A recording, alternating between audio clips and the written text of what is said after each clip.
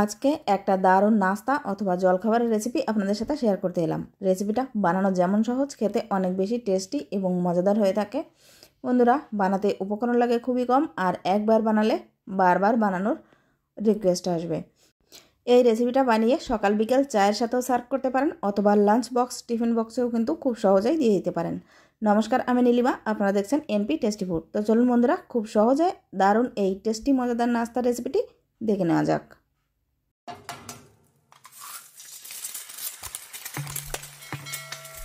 বন্ধুরা, আজকে এই নাস্তার রেসিপিটি তৈরি করার জন্য সরাসরি প্রথমে চলে যাচ্ছি চুলোয়। আর চুলোয় বসিয়ে দিয়েছি একটা কড়াইতে দিয়ে দিলাম 1 চামচের মতো সাদা তেল। এর ভেতরে দিয়েছি হাফ চামচের মতো গোটা জিরে ফোড়নে। জিরেটা ভালোভাবে ফুটে গেলে এর ভেতরে একটা কাপ মেপে জল নিয়ে নিচ্ছি। তো আমি এখানে 3 কাপের মতো জল নিয়ে নিচ্ছি। আপনারা এই মেজারমেন্টটা যে কোনো কাপ অথবা বাটি মেপেও কিন্তু করে নিতে পারেন। তো দেখুন বন্ধুরা, জলটা দিয়ে দেওয়ার পর এর ভেতরে দিয়েছি চিলি ফ্লেক্স। যদি এটা বাচ্চাদের জন্য স্পেশালি তৈরি করেন সেক্ষেত্রে চিলি ফ্লেক্সটা একটু কম দিয়ে দেবেন, অথবা স্কিপও করতে পারেন। এরপর এখানে দিয়ে দিলাম স্বাদ মতো লবণ। জলটাকে বেশ ভালোভাবে ফুটে উঠতে দেবো।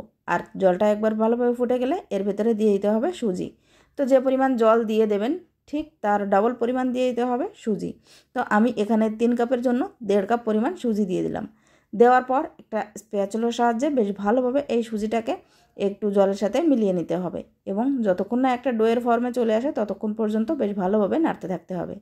মিনিট 2-এর মতো সময় লাগবে এটা একটা ডোয়ের ফর্মে আসার জন্য। তো দেখুন বন্ধুরা, এবার এই ডোটাকে একটা প্লেটে নামিয়ে একটু ছড়িয়ে নিতে হবে যাতে তাড়াতাড়ি ঠান্ডা হয়ে যায়। তারপর কড়াইটা পরিষ্কার করে নিলাম। কড়াইটাকে আবারও বসিয়ে দিয়েছি এবং এর ভিতরে দিয়েছি আবারও কিছুটা পরিমাণ সাদা তেল।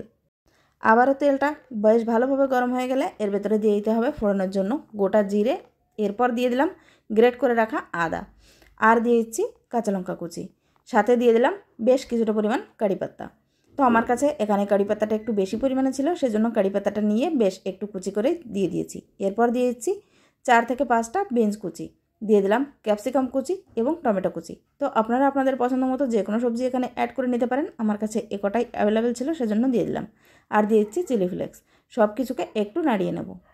সব সবজিগুলোকে মিনিট খানেকের জন্য নাড়িয়ে নেব। তারপর এর ভেতরে দিয়ে দিচ্ছি স্বাদ মতো লবণ, দিয়ে দিলাম পরিমাণ মতো হলুদ, আর এখানে রঙের জন্য দিয়ে দিচ্ছি কাশ্মীরি লাল লঙ্কার পাউডার এবং কিছুটা পরিমাণ ভাজা ধনে জিরের গুঁড়ো। এবার সব কিছুকে মিলে নিতে হবে। এরপর এখানে দিয়ে দিচ্ছি সেদ্ধ করে রাখা আলু, যেটাকে আমি আগে থেকে একটু গ্রেট করে রেখেছি। যদি গ্রেট করতে না চান সেক্ষেত্রে বেশ ভালোভাবে হাত দিয়ে চটকে এটাকে ম্যাশ করে নিতে হবে, অথবা পটেটো ম্যাশার দিয়ে ম্যাশ করে নিতে হবে, যাতে এতে কোনো প্রকার বড় দলাভাব না থাকে। দেখুন সব কিছুকে বেশ ভালোভাবে মিলিয়ে নিয়েছি। সবার শেষে এর ভেতরে দিয়ে দিচ্ছি ধনেপাতা কুচি।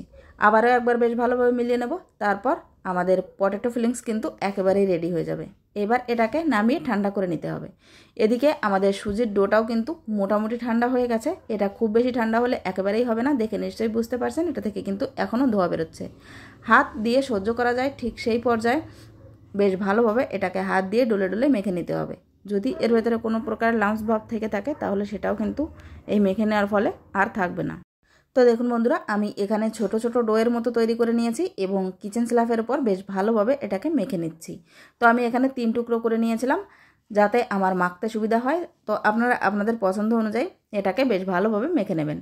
তারপর একটা ডো নিয়ে নিলাম এবং একটু নিয়ে নিলাম শুকনো আটা। এইবার এই সুজির ডোটাকে একটু বেলে নিতে হবে, তবে অবশ্যই খেয়াল রাখতে হবে এটা যেন খুব বেশি পাতলা না হয়ে যায়, সেক্ষেত্রে কিন্তু উঠবে না।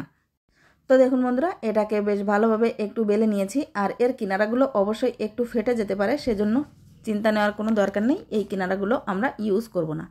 এরপর এটাকে বেলে নেওয়ার পর দেখুন এরকম কিনারাওয়ালা বাটি অথবা গ্লাস, যে সাইজের আপনারা তৈরি করতে চান সেই সাইজের পাত্র নিয়ে নেবেন এবং এই রুটি থেকে একটা শেপ দিয়ে কেটে নিতে হবে। তো দেখুন বন্ধুরা, এখানে আমি এর পুরুত্বটা ঠিক এরকম রেখেছি, আর এই একইভাবে বাকি নাস্তাগুলোকেও তৈরি করে নেব।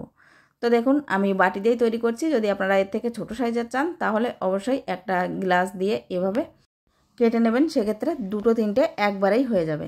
তো দেখুন বন্ধুরা, আমি এখানে সবটুকু সুজির ডো দিয়ে এই নাস্তাগুলো তৈরি করে নিয়েছি। এইবার যে আলুর ফিলিংস আমরা তৈরি করে রেখেছিলাম সেটা থেকে অল্প একটু নিয়ে এভাবে হাত দিয়ে গোল করে তারপর একটু চ্যাপটা করে নিয়ে এই সুজির যে নাস্তাগুলো আমরা তৈরি করে রেখেছি এর মাঝ বরাবর দিয়ে দিতে হবে এবং আঙুল দিয়ে এভাবে একটু চারো সাইডে ছড়িয়ে দিতে হবে। তারপর আরও একটা সুজির রুটির মতো এই নাস্তাটা নিয়ে উপর থেকে দিয়ে বেশ ভালোভাবে আঙুল দিয়ে চেপে চেপে এটাকে বন্ধ করে দিতে হবে।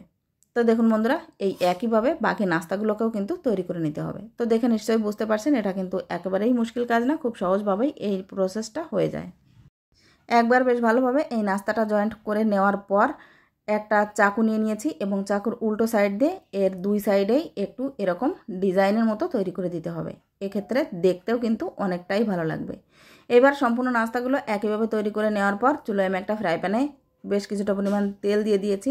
এরপর একে একে এই নাস্তাগুলো দিয়ে দেবো। তো আমার এই প্যানে এখানে 3টে নাস্তাই এসেছে।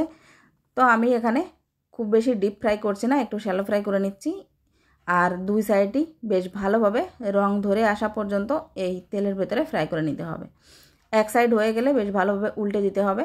এই একইভাবে বাকি নাস্তাগুলোকেও কিন্তু তৈরি করে নিতে হবে। তারপর একটা পাত্রে সার্ভ করে নিচ্ছি।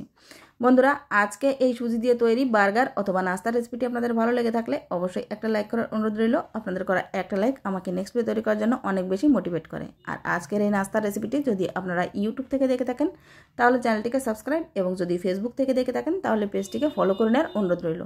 আর যারা অলরেডি সাবস্ক্রাইব করে নিয়েছেন তাদেরকে জানাই অসংখ্য ধন্যবাদ। এভাবেই আমার পাশে থাকবেন। তো দেখুন বন্ধুরা, সম্পূর্ণ নাস্তাগুলো আমি রেডি করে নিয়েছি। এই নাস্তাটা খাওয়ার জন্য আলাদা কোনো কিছুর প্রয়োজন পড়ে না, শুধুও খাওয়া যায় অথবা বেশি বেশি একটু টমেটো সস দিয়েই কিন্তু খেতে জাস্ট অসাধারণ লাগবে। একবার বাড়িতে অবশ্যই ট্রাই করে দেখবেন। আর এই নাস্তার রেসিপিটি বাচ্চাদেরও চাইলে দিতে পারেন। তো বন্ধুরা, আজকের মতো ভিডিওটা আমি এখানেই শেষ করতে চলেছি। আবারও ফিরে আসবো একটা নতুন রেসিপি নিয়ে। ততক্ষণ পর্যন্ত সবাই খুব ভালো থাকবেন, সুস্থ থাকবেন। ভিডিওটা শেষ পর্যন্ত ধৈর্য ধরে দেখার জন্য আপনাদের সবাইকে অনেক অনেক ধন্যবাদ। নমস্কার।